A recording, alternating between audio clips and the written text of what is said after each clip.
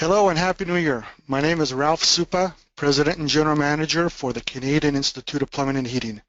Welcome to today's webinar titled What's Going On in Canada? An update synopsis of codes and standards. I'm pleased to note that we have well over 250 sites registered across Canada today. That's phenomenal considering we usually get 40 to 75 sites. Today's webinar is presented to you based on the feedback you've given to us throughout the years on topics such as this nature. Before we begin the presentation, please note that you will have the opportunity to ask questions during today's session.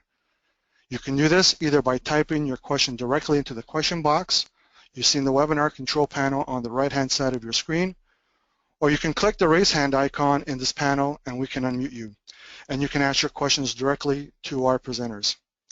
There are other opportunities throughout today's webinar to specifically ask questions during the session. Also note that a recording of this presentation will be made available to all attendees following the webinar, and you will have the opportunity to submit questions after the session has ended.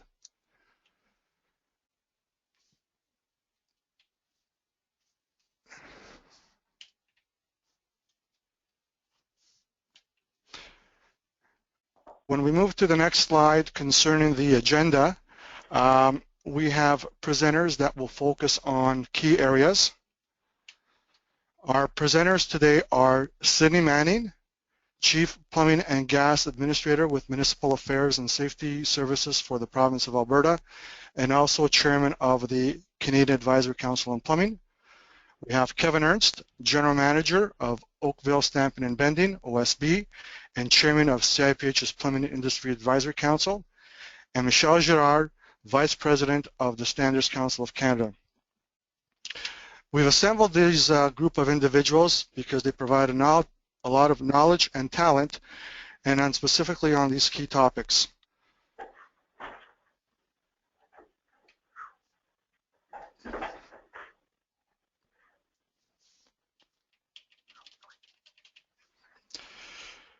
Before we get into the presentation, we're having a little bit of difficulty with the slides, Stephen. I'm not certain if you can move it on to the agenda and to our focus. Thank you, Stephen. As I mentioned, we have Sydney Manning, Kevin Ernst, and Michelle Girard. After the key points of today's discussion relative to the plumbing code and the regulatory landscape presented by Michelle Girard, you'll have an opportunity to ask questions. I mentioned that Kevin Ernst is the chairman of our Plumbing Industry Advisory Council. Stephen, can you go to the next slide, please? The Plumbing Industry Advisory Council is one of our most important councils within CIPH. It's been around for over 40 years, and I wanted to showcase the purpose of why it exists. There are some key words in there that you'll learn throughout today that is of importance to not only our industry, but to our members. Keywords such as uniformity, working with standards-writing organizations, government ministries, and certification bodies across Canada and the United States. The composition of this group is also very important because it's not only our members that are involved, we also have allied associations within Canada and the United States, such as the Plumbing Manufacturers International, the American Society of Plumbing Engineers, the Mechanical Contractors Association of Canada, and our friends at the Corporation of Master Pipe Mechanics of Quebec. And shortly we will have another important allied partner, and that is the Canadian Home Builders Association. I wanted to show you with this slide because it'll help set the tone of our discussions and webinar presentations this afternoon. I'd like to now pass it on to Sydney Manning, who will deliver an update on the key functional groups of importance not only to our plumbing codes and standards, but also to CIPH. And Sydney will address the Canadian Regulatory Committee on Plumbing and the Canadian Advisory Council on Plumbing. Please join me in welcoming Sydney Manning.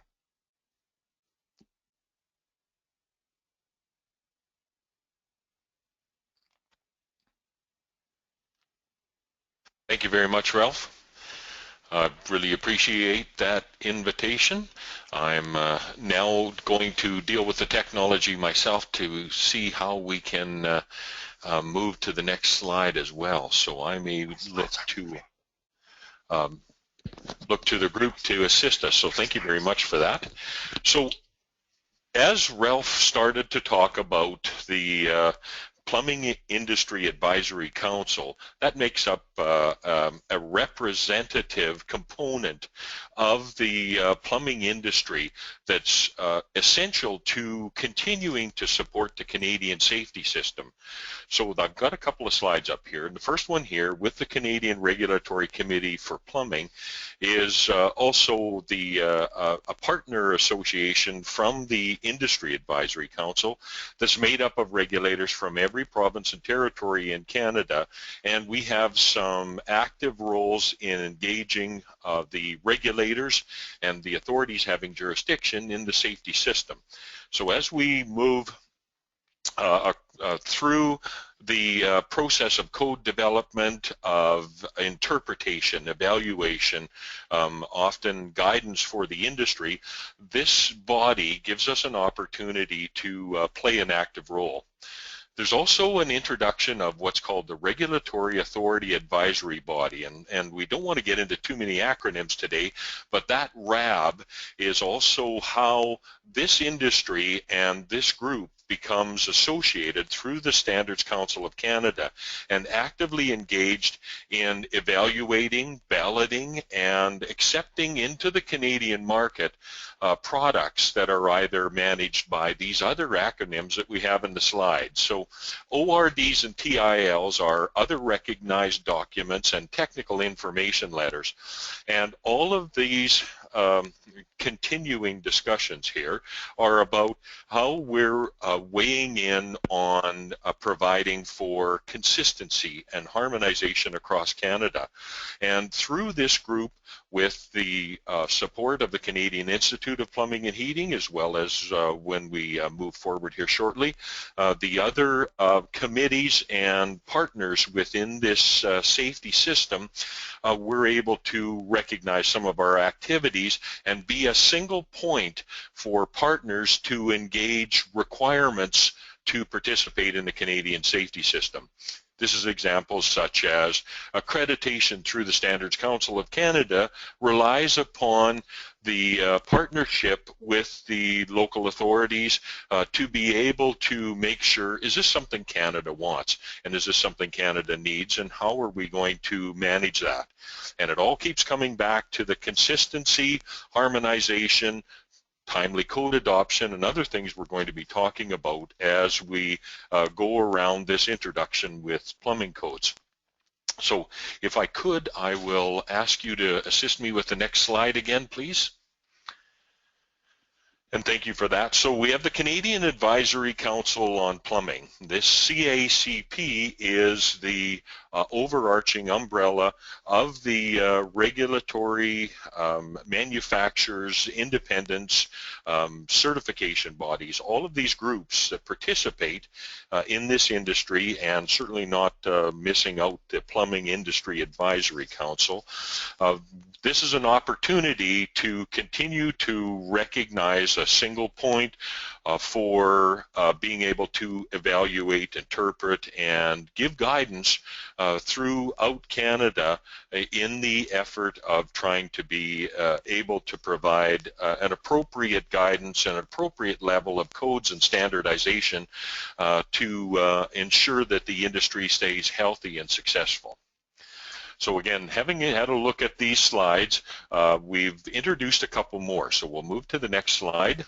And with that one, what this is taking what I've just introduced as far as the functional groups of the regulatory and safety system within the Canadian market, and we put it in these tiles.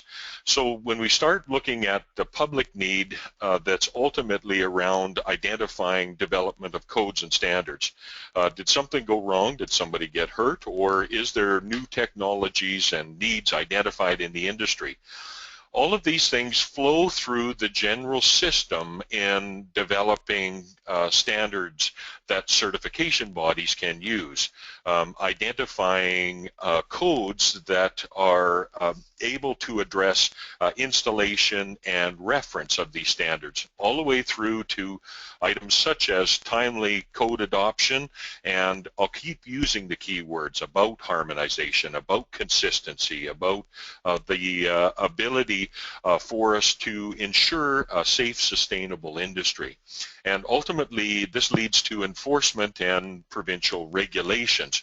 And that in these areas, there's often an optics around the industry being somewhat disjointed. So there's been significant effort lately at trying to get timely code adoption and trying to approve things through the industry. But I wanted to maintain this slide so that all of these items are connected, but they're not exclusive. We could have enforcement at the end tie in to input from regulators, and similarly, the timely code adoption is something that's often resulted from input from the public. And so any of these tiles could be replaced in a number of different directions without losing the value of the safety system, and recognizing that we in no way operate as islands. All of the groups that I'm talking about and everybody on the webinar has a role in the Canadian safety system and ensuring that we have successful codes and standards, compliant installations, and safety for all of our customers throughout Canada. Now, moving on to the next slide, please. This is my last slide in trying to introduce these functional groups. And so we've been talking about the Canadian Advisory Council on Plumbing, but I don't want to minimize the other groups, the partners in this. And we have regulators, we have industry, we have certification bodies, we have the National Research Council, the Standards Council of Canada, and other independent roles that operate both provincially and federally, and in this example we used Health Canada. So the Canadian safety system continues to provide guidance throughout the world for an example of how an integrated regulatory process can be managed. And yet there is a lot of interest from other markets and other industries, again worldwide, that are looking to provide input into the Canadian safety system.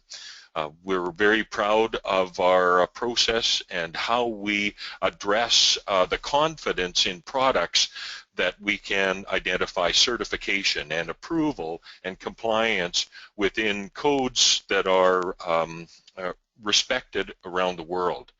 So thank you very much for attending this introduction to the 2015 Plumbing Code. Again, I'm very excited about the next cycle, and particularly the movement in policy committees throughout Canada to embrace timely code adoption and harmonization as we attempt to stand together in the best way possible across Canada. So thanks, and enjoy the rest of the presentation. And with that, it's Kevin Ernst speaking now. Hopefully everyone can hear me. And I'll be going through the changes that are occurring in the 2015 National Plumbing Code. And if we can go on to the next slide. So we have the change outline that we've highlighted here is 6 bullet points that we feel are the major ones. And there are many more to this, but we just felt these ones were the important ones. And also I'd like to bring your attention to a note that we have at the bottom of the slide, and that until this document, the 2015 National Plumbing Code, is published, new requirements remain as draft. So the 6 points that we're looking at are water use efficiency regarding fixtures and fittings, and there's some specific maximum flow rates and usage rates that have been specified. There's stainless steel pipe that is now introduced into the code, and there's water treatment devices have now a standard to reference to. Grease interceptors, the same thing, they have a standard to reference to. There's been changes in water closet mounting to allow for other methods of mounting other than straight to the flange. And then, of course, air admittance valves as well now will be allowed in dual vent applications. So we'll move on. First of all, we'll talk about water use efficiency. So the changes that have occurred in water use efficiency is regarding toilet flushes and urinal flush. And up to now, it hasn't been actually right in the code. What's happened is that water use efficiency has been added as an objective in the code, and therefore words had to be put and requirements had to be identified in order to address this water use efficiency objective. And so what's happened is that this has been put in as values right into the code, whereas in the past these specifications have been in the standards. So what's happened is now that single flush water closets are now at 4.8 liters, and there's also a dual flush allowed, which is a 6 and a 4.1, which gives an effective flush rate of 4.8 liters. And then also there's an allowance for water closets up to 6 liters when in institutional, commercial, and industrial applications.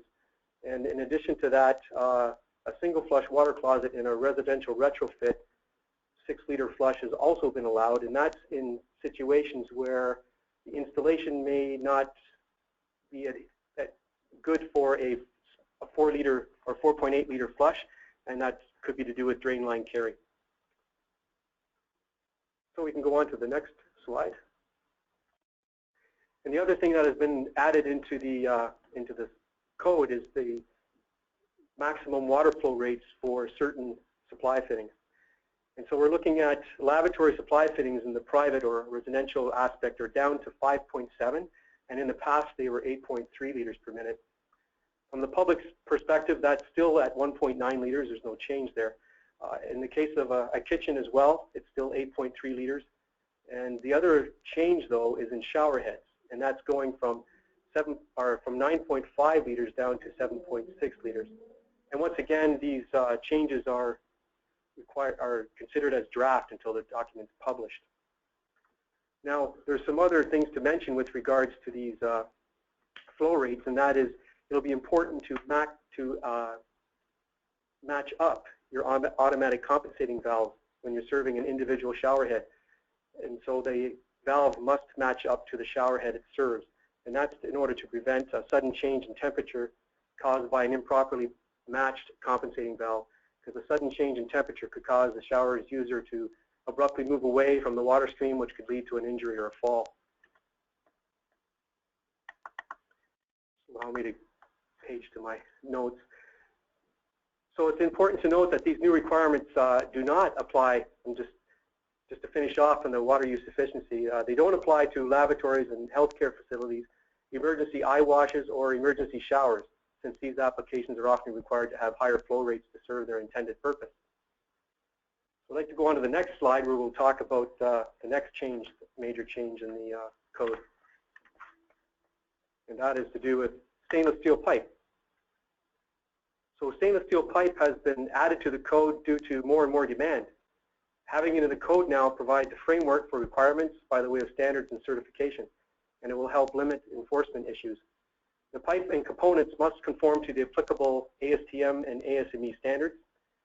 There's only specified grades of stainless steel will be allowed, and these stainless steel pipe and fitting systems are approved for water distribution systems and underground and above ground and underground systems only. So they are not approved for drainage or for venting applications. And there are also requirements for installation practices and how you install these types of systems as far as welded joints. We can move on to the next one. The next change is just the other changes that we have highlighted. And water treatment devices, which have been out there for a while, but they will now have to be certified to the CSA B483.1 standard. I'm sure many of the manufacturers already have certification to that, but now it's been codified or put in the code as a requirement. And same with grease interceptors, also have to meet the requirements of CSA B481. Again, I'm sure many manufacturers already comply, but now it's in the code as a requirement. There has been some difficulties in the marketplace and in the field with regards to mounting water closets. Now other acceptable methods are allowed.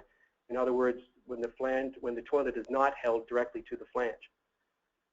And the other, and one that we thought would be of interest to everybody, is that the use of AAVs, or air admittance valves, are allowed now in a dual vent application. So those are the major changes that we have coming up in the 2015 code. But to give you a view of what's coming down further in the interim change for 27 and 2018, we can, oh, sorry, yes, the next slide. I've got, I'll back up a bit here. Just to finish this off, we wanted to show, Steve, could you go ahead just one slide? Yes. So this is the adoption schedule by province and territory.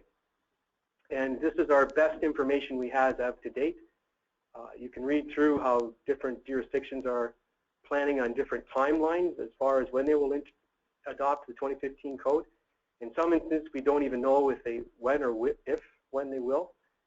In the case of Saskatchewan, they're not even on the 2010 code yet. So we can see that there's some challenges with making sure all these jurisdictions adopt in a timely manner. And there is work that is being done by the Plumbing Industry Advisory Council and CIPH to address this, which Ralph will talk about later in the presentation today.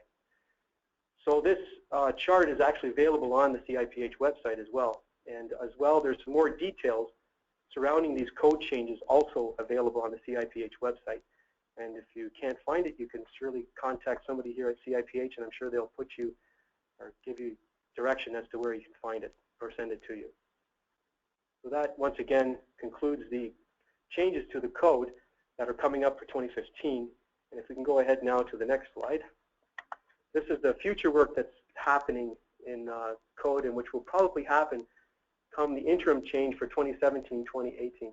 As you know, we've updated the B125 standard in order that the low lead requirements are referenced in that standard. But of course, there's additional standards that need to be updated, and two of them, particularly B137, which is the plastic plumbing fittings for PEX systems, which includes the brass fittings inside those systems. That standard has been updated to have the same low lead requirements as is in the CSA B125. And that standard is now published, and so therefore will be put or requested to be added to the interim change in 2017-2018. And in addition to that, the CSA B64 standard has also had the low lead requirements added to it, and it's now published, and also it will be looked to be added to the interim changes for 2017 and 2018 as well. So we're trying to go in the direction of getting all the standards that are applicable updated with the low lead requirements in order that we come more in line with what's happened in the state. So the next slide also talks about what's coming up down the road and gives you a flavor for activity that's going to be happening in the 2020 code change, and the movement more to more water conservation measures, and that's with rainwater harvesting requirements. There's systems out there today that are being done. They're usually engineered and then approved on a local basis, but also there will be more direct requirements that will be put right into the code down the road. So that's up and coming for 2015-20. And with that, we can move on to the next part of it, which will be a Q&A, but just to once again emphasize that these changes will not come into effect in the jurisdiction until the jurisdiction adopts the 2015 code. So whatever code the jurisdiction is currently have in place, that is what code is in place today. So as per the adoption schedule that we showed, it could be a couple of years or 3 years for some jurisdictions before they actually adopt the 2015 National Plumbing Code. And it is available as well to purchase on the National Plumbing Code or the NRC website, and the link there is provided on the slide. And I will open it up to questions. Thank you, Kevin. We have all the microphones open for the panel. I will mention again, as Ralph had in the introduction, if you have questions, there's two ways you can ask them. You can type them into the question box in the control panel on the right-hand side of your screen, or you can press the raise hand icon, and we can unmute you, and you can ask your question directly to one of the members of the panel. We have our first question from Corey. Corey asks, will there be a conflict in maximum flow rates for laboratory faucets in areas such as institutional healthcare? Hospitals and infection control experts recommend higher flow rates for hand wash faucets. Yes, there is actually a standard and a being developed for public health care facilities, which would, I imagine, would be referenced in that case, and they would be then used for those rates. And there's a Z8000 standard for healthcare facilities, and there's a subcommittee on that called Z3817, which is for the plumbing systems. And I don't remember offhand the flow rates in there, but they are, I think they are higher. Question from Sanjeev. Sanjeev, would you put your question, please, to the panel? No, I don't have a question yet. No question? Okay, very well. We have a question from Menon. Menon asks, what about the ASTM and ASME standard? What is the ASTM and ASME standard for the SS pipe and fittings have to be certified to? I don't have the number, but we can provide that. I can look that up for you. I could probably come back to that question in a bit. Gordon asks, when code change submissions are made to the NRC for the national code, do these files get shared with provincial codes, or must they be submitted separately? Sorry, it's Sydney here. I can answer the earlier question about the numbers. Oh, thank you, Sydney. Okay, the stainless steel pipe shall conform to ASTM A312 or A312M for stainless welded heavy cold worked authentic stainless steel pipes, as well as the ASME B36.19M stainless steel pipe. Thank you. Thank you. There's also a comment about only grades 304 or 304L and 316/316L shall be used. Again, thanks. Sorry about that. Thank you, Sydney. Michael asks, what about valves? There was a, sorry to interrupt there, Steve. There was a question just before that one with regards to the code change requests. Mm-hmm. I don't think we've answered yet. Steve, it was from Gordon Lafort, I believe, or Gordon. Gordon, can you resubmit your question, please? Talking about jurisdiction. While we wait for Gordon, we have a couple other questions, if we can move on. When will the 2015 code be available for review for the Code Review Committee in Alberta? I'm told by NRC that the 2015 code will be published by the end of January, early February. Gordon's question was, when code change submissions are made to the NRC for the national code, do these files get shared with provincial codes, or must they be submitted separately? Sitting here with Kevin Wong, and maybe I'll pass the answer over to him, because he sits on the standing committee for code change. In many cases, when you put in a provincial code change, there is a little box at the bottom or within the form to share it with national, or at least inform the provincial body or agency that you're sharing it with national. So there is a function to cross-pollinate both those provincial and federal committees or national committees.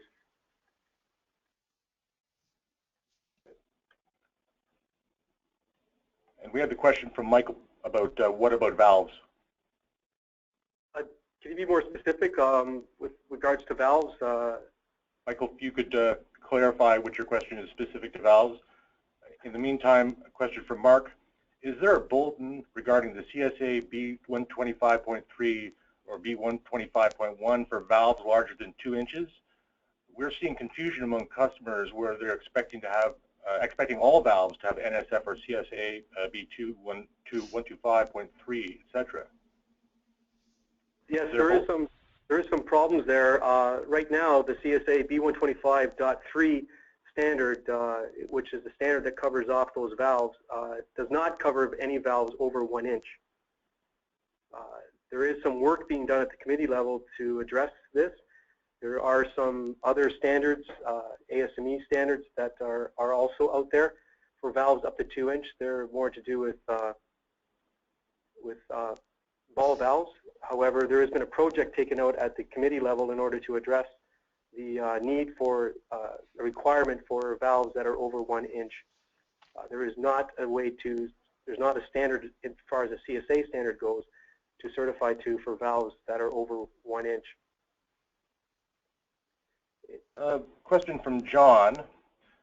John asked, I understand that the 2015 code discusses the use of threaded and flange joints to join stainless steel pipe, but does not discuss the use of rubber gasketed pipe couplings, such as Victaulic pipe couplings. Are they permitted for use? That I would have to check. I have to get more into the detail of the code change request. Possibly. To Sydney, do you, not to put you on the spot, but to Sydney?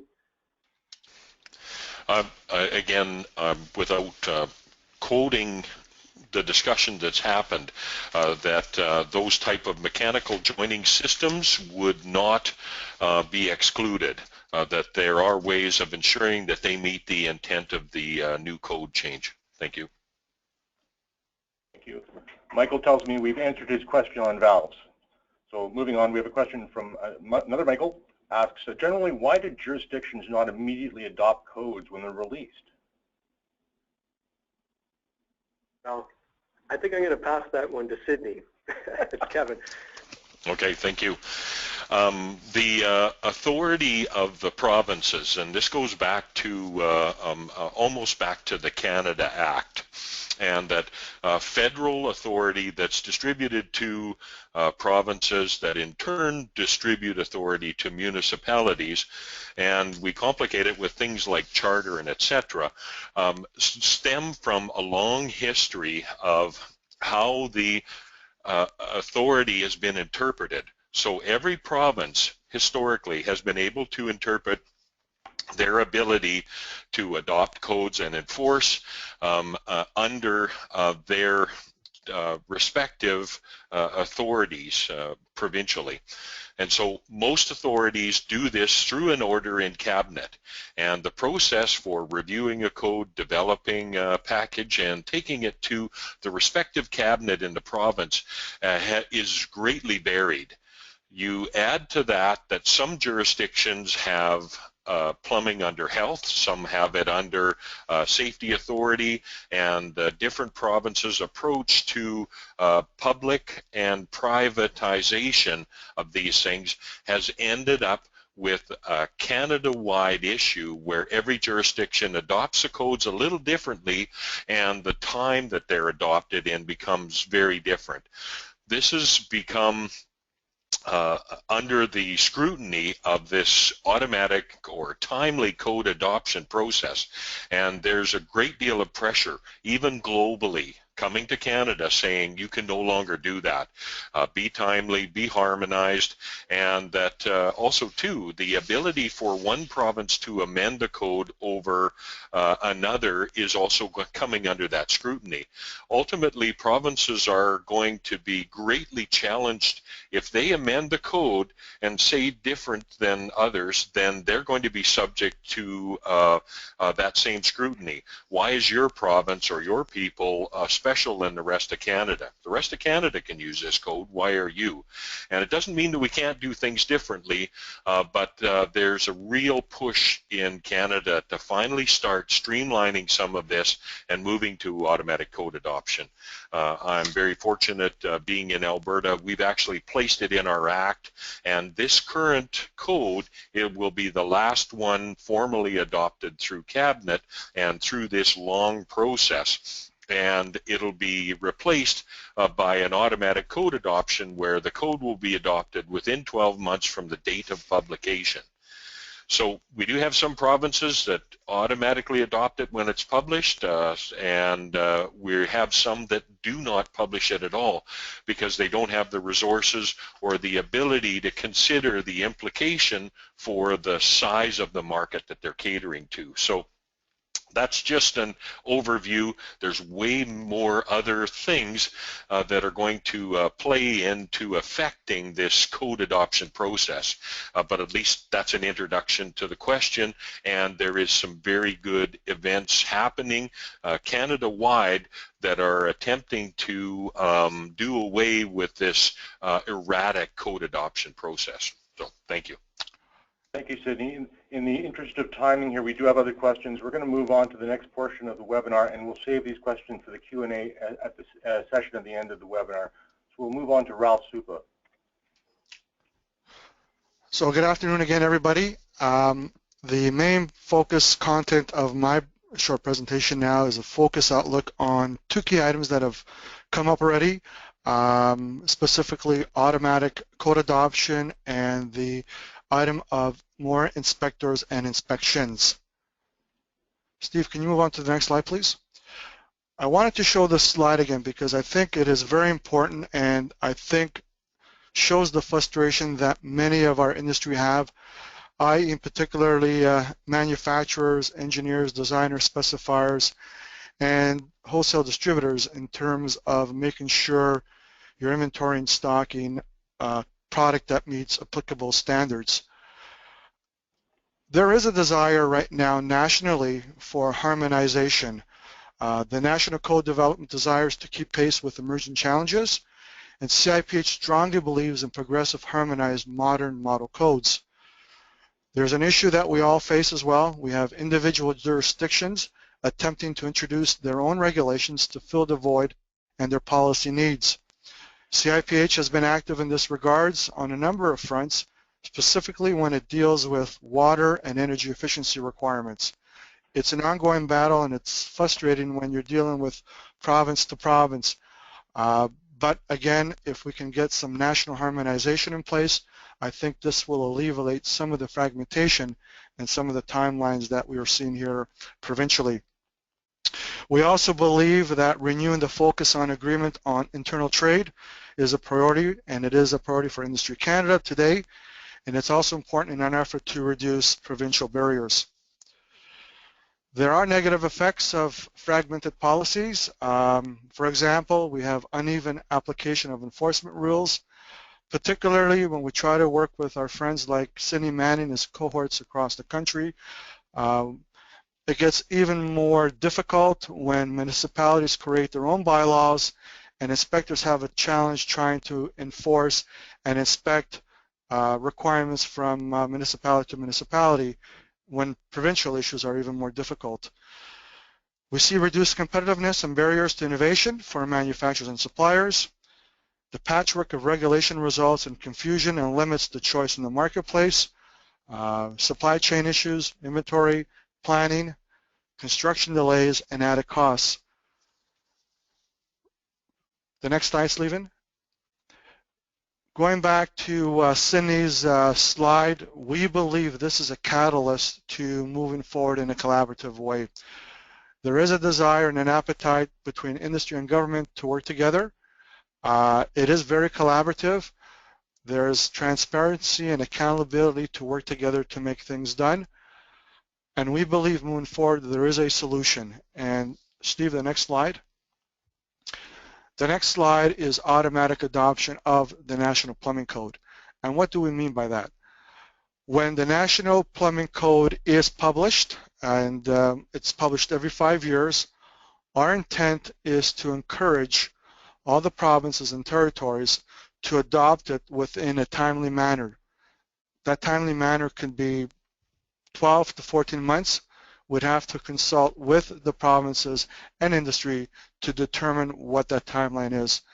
This will alleviate a lot of the fragmentation, the barriers, and the hardship that we experience within our supply chain channel. Our goal, it's ambitious, yes, but we want to try to get automatic adoption in place by 2020, which is the next code cycle. We are of the opinion that there's a political appetite. There is a willingness between the Canadian Advisory Council on Plumbing and the other key stakeholders such as the National Research Council, Standards Council of Canada, and CIPH to work together and with the provinces to help alleviate some of the bureaucracy that exists to move this in an expeditious manner. This, if it's accomplished, will be a wonderful solution that will eliminate the fragmentation and barriers across this country, and to ensure at the same time consumer health and safety. Next slide, Stephen. One other item we've been working with the individuals and the provinces at the Canadian Advisory Council on Plumbing is the issue of inspectors, more inspectors, and inspections. For many of you that may know this, the role of the inspector or the plumbing inspector has evolved to now become a building official. They're stretched thin. They're doing more than what they've anticipated in terms of plumbing. They're now electrical inspectors in some cases, and looking for other things over and above the plumbing side. Ultimately, we want to make sure that there are enough inspectors to ensure that compliant products are being installed. Compliant meaning that they comply to the applicable standards that are referenced in the codes. We've also consulted with the mechanical contractors across Canada. They're also demonstrated and advised us that they want more inspections because it demonstrates to the consumer that the work is done and done properly to the code. And as we stated at the last point here, it adds a level of assurance to the consumer. So we have some work ahead of us, but we believe that automatic adoption and working with the regulatory authorities across the country could help us ensure that those products that are compliant are designed and installed properly right across the country. At this point, I'd like to pass it on to Michelle Girard, the Vice President of Standards Council of Canada, to give us a regulatory landscape outlook as to where they see Canada heading over the next few years. Michelle, over to you. Okay, thank you very much, Ralph. So going on, I will try to move the slides myself. I see the little arrow here. So what I will be presenting over the next few minutes, because the time is of the essence here, is really a looking forward view as to what are we doing here at SCC with our partners to try to streamline this system and get to less fragmentation, as mentioned by Ralph. So our role is not well known in Canada. We are Canada's national accreditation body. Some of our functions are on the slide. It's basically about accrediting organizations that develop standards like CSA. You'll see on the slide later the organizations that are accredited now to develop standards in this country, as well as the conformity assessment bodies, those that are testing those products that you sell, that you manufacture to standards that are referenced in regulations. So going to the next slide, we're also a link hub for Canadian participation internationally at ISO or the International Electrotechnical Commission. There's a lot of standardization activity now taking place internationally, so it's important for all stakeholders to consider participating internationally now that our Canadian catalog of standards is shrinking compared to the activity that is taking place internationally. Our consultations with industry over the past 5 to 10 years clearly showed us that we have more and more gaps in terms of our standards catalog. There's globalization happening. There is introduction of new products, introduction of new processes. And our Canadian SDOs, the original ones, weren't able to keep up with all of this. There's a number of reasons for that.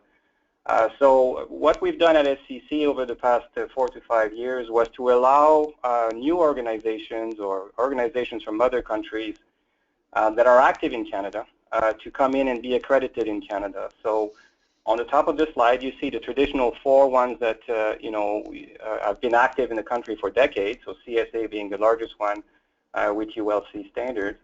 But we've introduced 4 more, and maybe more will be coming in the future, depending on stakeholder needs.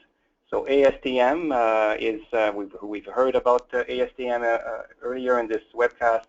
ASTM is now accredited in Canada to adapt their U.S. standards or international standards to Canada. We now have 1,400 Canadians participating in ASTM standardization committees.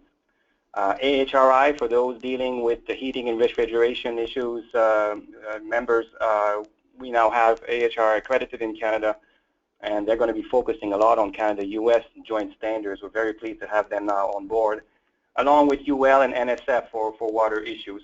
So we're expecting more SDOs, standard development organizations, to knock at our door. Canada is a developed nation. We've got a complex economy, and we need more standards to operate effectively. In terms of the testing of products, you saw the trends. I think if you go to your retailers, we've got more and more certification bodies being accredited in Canada and around the world. Here's a slide with some of the logos that we recognize more than others. Our growth in terms of clients here is about 10% per year, and it's the trend that we see internationally as well. So we should expect more and more certification bodies to open shop in Canada and certify products, which means it's going to be a little bit more complicated for regulators, and we need to think through the implications of that. It's different than 40, 50 years ago when you only saw CSA and ULC logos or products. So that is changing, and we need to adjust to that. In terms of stakeholder views, given the fragmentation, given the complications, at the bottom of that slide, what we've heard from North American manufacturers is enough. You know, there's enough fragmentation out there. We really need to go back to one standard, one test. And we need to go back to, competition amongst the conformity assessment bodies to get the best price possible when we test our products.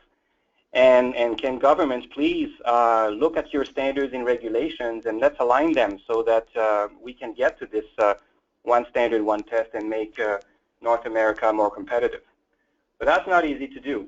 So we've looked at this and realized there was a business case for this. There is a value proposition here for this.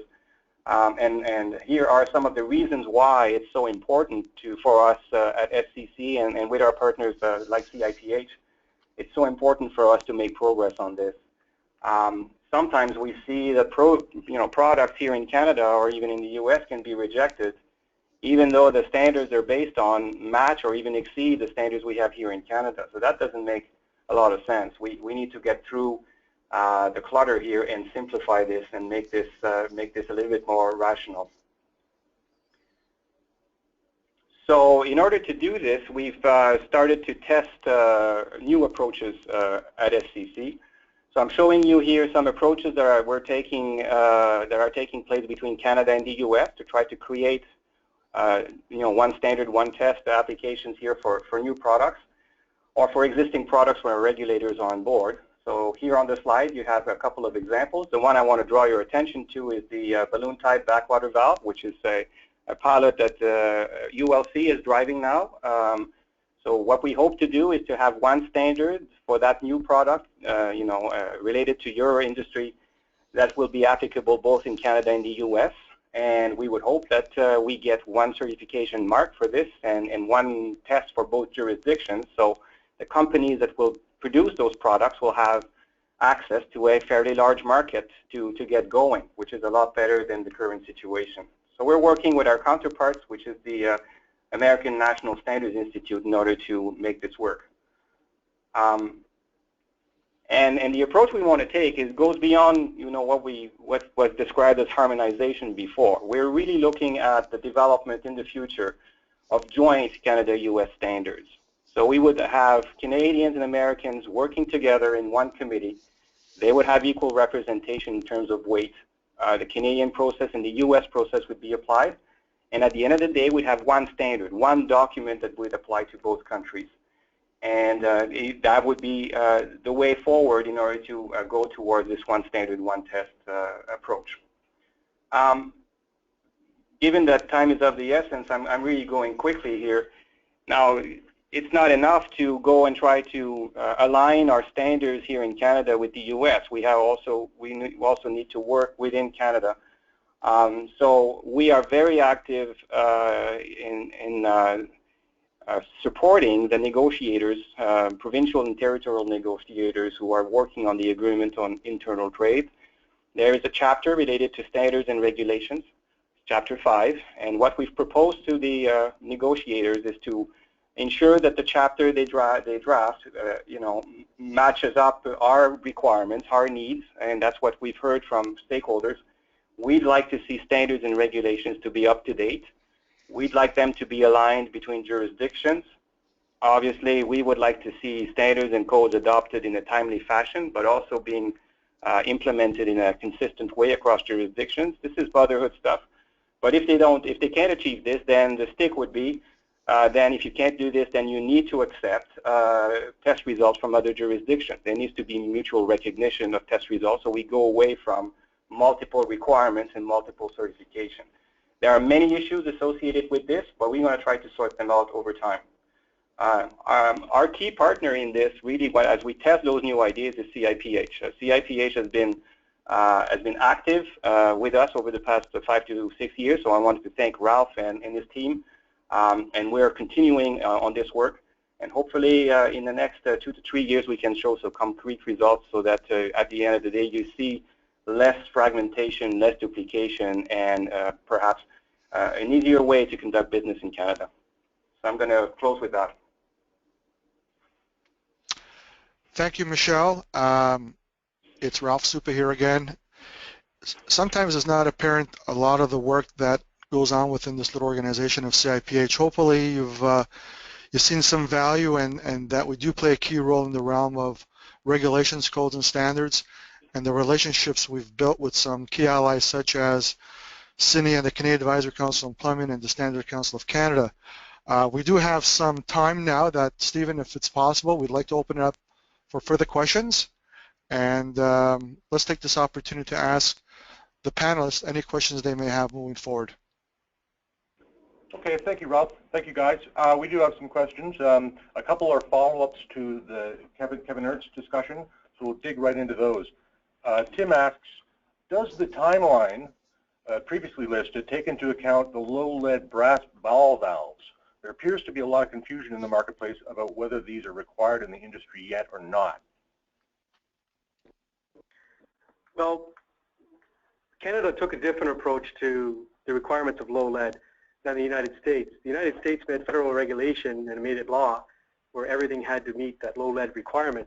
So that made everyone scramble to try to make sure they had product that way. In Canada, what we did was we approached it from the perspective of changing the standards that are referenced in the code.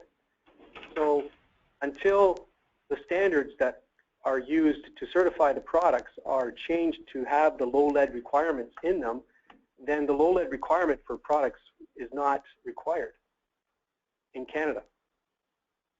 So right now we've got, as far as the code goes, we've got, and this is based on the 2010 interim changes that were done in 2013, and now of course there'll be the new code for 2015.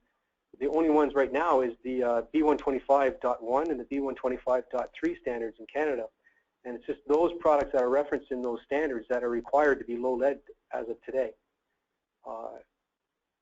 Down the road, as was in the presentation, come the interim changes for the 2015 code when we're looking at, say, 2017, 2018. The addition of the B137 standard will be put in, as well as the addition of the B64. So at that point in time, those products will also, once that code is adopted by the jurisdiction, will also have to require to have the low lead requirements as well. Now, with all that said, just to throw something else out there, is that when a standard is changed by a standards organization, what happens is they will send out a notification to all their stakeholders, all the people who own certification on those products. At that moment in time, the certification body sends the notification out, not the standards writing organization. The certification body will then give the manufacturers a timeline whereby they will have to recertify their products to the new requirements. So while it may be a lag for the jurisdictions to adopt the code which will require those standards, those new standards, the manufacturers and those who have in certification will already have had to update their certification records to the new requirements, probably well in advance of the requirements coming into the code. So hope that has answered the question. Thank you. Question from Dean. Dean asks, when will the Red Seal exam and Alberta AIT exams be changed to reflect the 2015 code?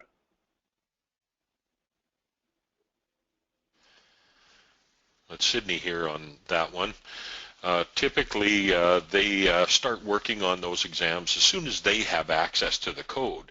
So although there may be some work being done now based upon drafts of the code, typically that would be done, and I would suggest that not necessarily interprovincial, but provincially, that by the fall session, most of the technical institutes across Canada will be training to the 2015 version of the code. Some may earlier, but it's going to be hit and miss, where by the fall, regardless of whether the province has adopted it or not, most of the technical institutes will be teaching that for that session. Thank you. Stephen, it's Ralph here. Going back to the comment regarding low lead that was addressed by Kevin Ernst, the topics of low lead come up frequently. What we have done is we've created a comprehensive frequently asked questions in regards to requirements in Canada. And if the participants on the call go to the CIPH homepage at ciph.com, we've repositioned that item as the first item under what's new, and that will address a lot of the questions to help them walk through this. Thank you, Ralph. We have a question from Mark. Mark asks, my understanding is that stainless use is performance-based and that the products must meet the requirements of the reference standards as explained, but the connection methods employed would only be excluded as specifically noted. So if your product meets the specifications and performance requirements of ASTM A312 and ASME B36.19 and is made from 304 316, then you're good to go. Is that correct? Yeah, for this type of discussion today, yes.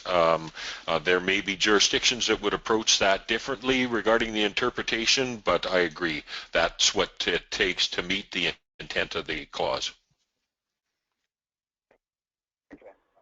Javier has a question. Will the development process of code changes to the national, at the NPC be streamlined? Presently, the process is mired in a complex process. It's Sydney here, if I may again. I apologize if somebody else was trying to weigh in there. With the standing committees under the National Research Council of Canada, there has been some real concerns about how we get through the code changes and how we do that in a timely process. The standing committee has gone through some revisions during the last code cycle. It's currently identified as a standing committee for plumbing and HVAC. And so that committee now has a narrower scope of activity. We're much more able to consider the code change proposals in a timely fashion. And so that revision of those standing committees continues regarding how we're evaluating the codes and the and identifying things like working groups and etc. So we do expect to have a more aggressive ability to manage code change proposals in a timely process so that they can be considered well within the code cycle they're proposed. So hopefully that answers that. Thank you. Thank you. Question again from Dean. Is there any appetite to harmonize material standards with European standards? Right now we've been focused, it's Kevin Ernst speaking, right now the focus has been on North America. That doesn't mean that there won't be an appetite to harmonize from a global or a European perspective. I know that CSA has got connections into ISO, and I know on some committees, technical committees, there are representatives that then go and see what's happening at the ISO committees and what's being done there to see if anything needs to be brought back to, like, say, CSA standards. I'm not sure of what happens with other standards or not, but I am aware of that activity that's being done. Thank you, Kevin. Question, are the inspectors, code officials, and engineers enforcing these new codes required to have annual training?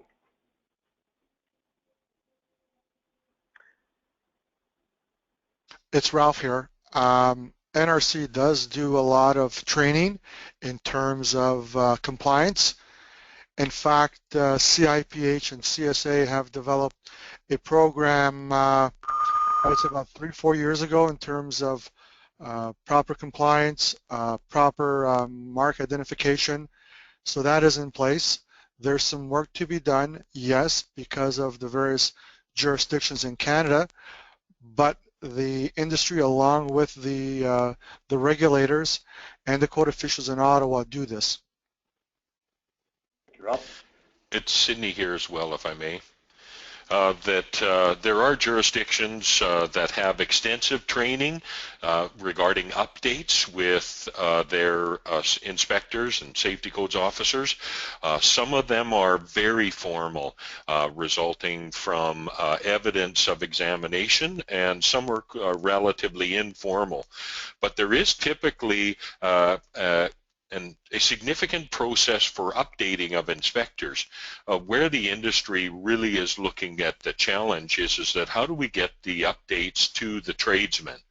There's most jurisdictions don't have an expectation that a tradesman has the update, and there's always concerns about how onerous that might be, but I would certainly hope to see a future where the tradesmen themselves have an obligation to perform an update to be able to get the changes truly in the trenches and on the scaffold rather than at the final inspection. Thank you. Thank you, Sydney. Next question from Jim. Jim asks, if there's a provincial code such as the OBC, when does the NPC kick in?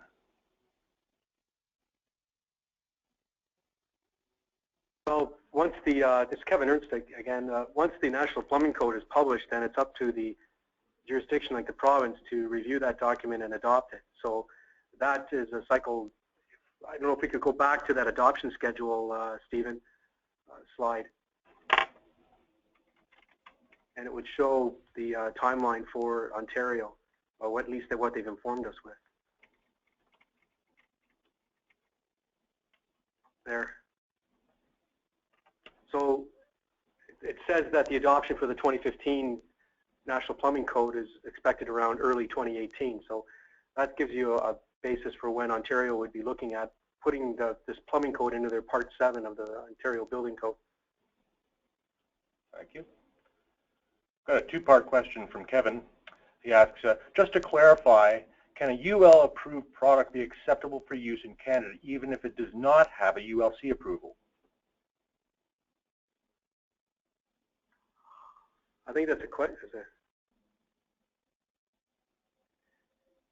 Well, that's interesting. It's Kevin Ernst again. I'm not sure. I was going to pass it off to Michelle, but I believe that was news to me. I saw the UL logo that was on the accredited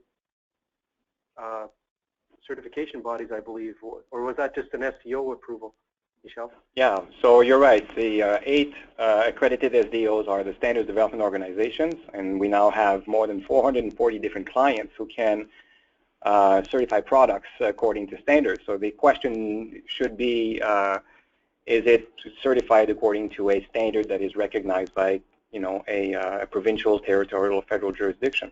And that's the issue. So it may be that UL could apply its certification logo on products according to a Canadian standard. Sydney here as well. What I'd like to add to that is we're continuing to look at confidence in a label. And so whether it's a ULC label that's recognized throughout Canada as conforming to Canadian standards, or a UL label with a proper Canadian identifier on it, indicating that it's been evaluated to a standard recognized in Canada. That doesn't mean that there aren't challenges what happens when there isn't a Canadian standard that's referenced? What happens when there isn't a North American standard that can be referenced?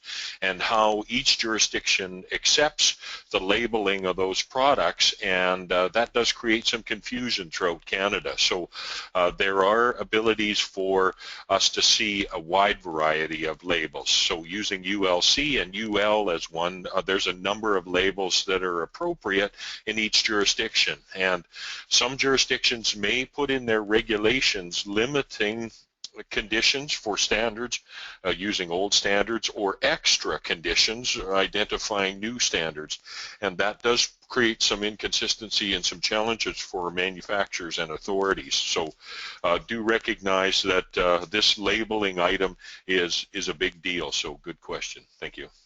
And we actually have, and if I may just add to that very quickly, in our discussions under the Agreement on Internal Trade, there is a very important section related to notification and transparency. So our view would be that in the future, all of these requirements would be bundled into one website that one organization here centrally would be able to display for all to see, and which is something that is not taking place now. It's Ralph here. I'm cognizant of people's time. I'm going to suggest, Stephen, we invest 5 more minutes on this, and if there's any further questions afterwards, they're more than welcome to contact us by email. Great. We actually have Ray Delmatch from UL who has a comment to make to the discussion. Ray, go ahead. Yeah, can you hear me okay? Yes. Yeah, Sydney's answer is correct. That if you're looking at a UL product, it should have a CUL, CUL-US mark on it, or the new enhanced mark, which is a variation with the letter CA and other country numbers. As well, ULC, the authorities do provide lists of what they accept.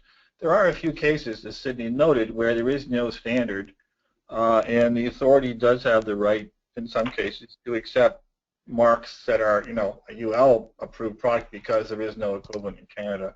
And it's an area that, it makes my day very happy sometimes when I get these strange phone calls. But generally, you should expect to see a mark that has a CUL or a ULCA or a ULC. Okay. Thank you, Ray. Thank you. Just to follow up to Kevin's question previously mentioned, you had a two-part. He just had a question. Valves are NSF 61 and 372 certified. Do they also require CRN provincial registration for installation in drinking water systems?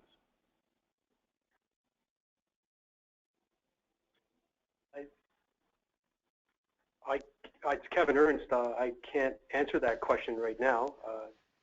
If anybody else on the panel can. It's Sydney here. I know of no case where in a plumbing system intending to meet the objectives of the National Plumbing Code of Canada, there's no case where they would require a CRN.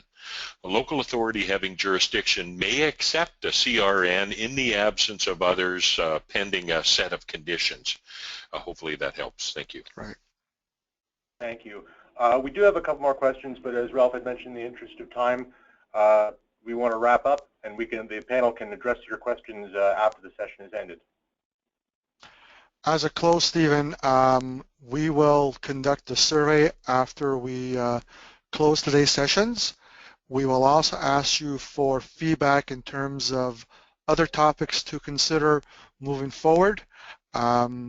In consultation with Kevin Ernst, our chair of our Plumbing Industry Advisory Council, we believe doing this maybe 3 or 4 times a year on relevant topics, we believe is of value to the membership and to keep them informed of what is happening, because sometimes they have to develop business strategies around this type of information. So thank you everyone for your input, your involvement. Do take the time to complete the survey. To Kevin Ernst, to Michelle Girard, and to Sydney Manning, thank you for your active participation and any value to today's session. Thank you, and again, Happy New Year.